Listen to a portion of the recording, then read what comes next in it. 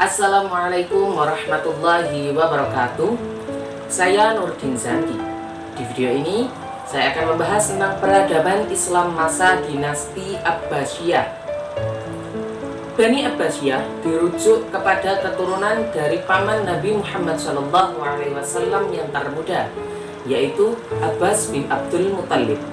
Pada awalnya, kekhalifahan Daulah Bani Abbasiyah menggunakan Kufah sebagai pusat pemerintahannya, dengan Abu Abbas As-Soffah sebagai khalifah pertama.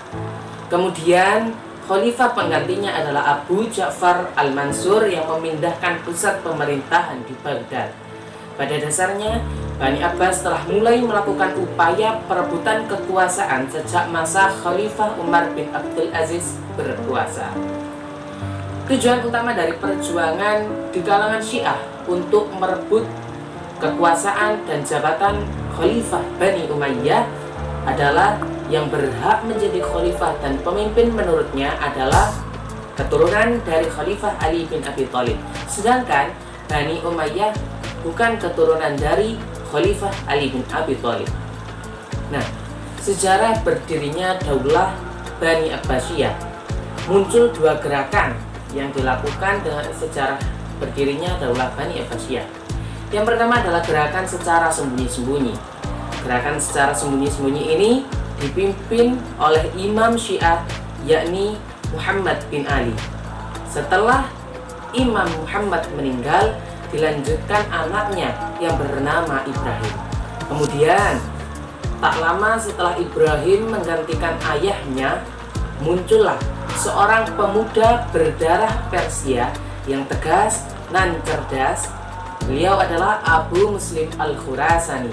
Disitulah kedatangan Abu Muslim Al-Khurasani menjadi pelopor terbentuknya gerakan yang secara terang-terangan.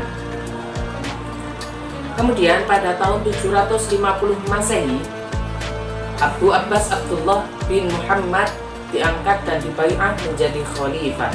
Setelah resmi menjadi khalifah, beliau menetapkan Kufah sebagai pusat pemerintahannya. Khalifah Daulah Bani Abbasiyah ada 10.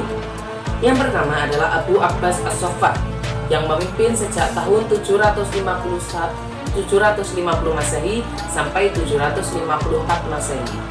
Kemudian khalifah yang kedua adalah Abu Ja'far Al-Mansur yang memerintah sejak tahun 754 sampai 775 Masehi. Yang ketiga, Khalifah Muhammad Al-Hadi yang memimpin selama 10 tahun. Kemudian khalifah yang keempat adalah Khalifah Musa Al-Hadi.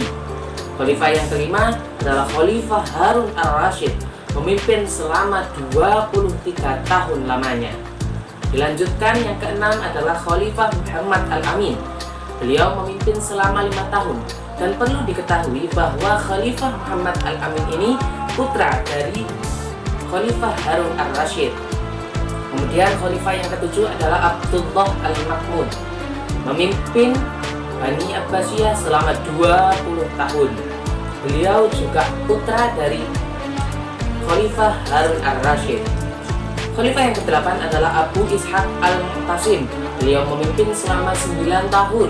Beliau juga putra dari Khalifah Harun Ar-Rasyid. Jadi Khalifah Muhammad Al-Amin, Khalifah Abdullah Al-Makmun, dan Khalifah Abu Ishaq Al-Mu'tasim ini bersaudara.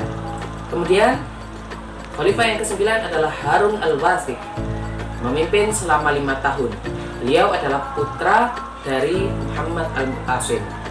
Kemudian yang ke-10 adalah Ja'far Al-Mutawakkil. Beliau juga putra dari Muhammad Al-Mu'tasim. Prestasi besar Daulah Bani Abbasiyah ada 2. Yang pertama adalah menyingkirkan para musuh dan bakal calon musuh, serta mengumpat segala perlawanan lokal di wilayah kedaulatan Abbasiyah. Yang kedua adalah meninggalkan Al-Anbar dan membangun ibu kota baru, yaitu Baghdad. Kemudian ada 2 faktor kemajuan peradaban Daulah Bani Abbasiyah, yaitu faktor politik dan yang kedua adalah faktor sosiografi. Kemajuan peradaban Daulah Bani Abbasiyah pun ada 2. Yang pertama adalah perkembangan ilmu keagamaan, dan yang kedua adalah perkembangan peradaban dan ilmu. banyak bidang-bidang dan ilmu-ilmu pengetahuan yang berkembang secara pesat. Kemudian ada 4 kemunduran Daulah Bani Abbasiyah. Yang pertama adalah persaingan antar bangsa, yang kedua adalah kemerosotan ekonomi, dan yang ketiga adalah konflik keagamaan, yang terakhir ancaman dari luar. Ancaman dari luar ini ada 2. Yang pertama, serangan tentara Mongol, dan yang kedua adalah terjadinya perang salib. Jadi sedikit tadi sejarah berdirinya Daulah Bani Abbasiyah. Terima kasih telah menonton. Mohon maaf atas segala kekhilafan. Assalamualaikum warahmatullahi wabarakatuh.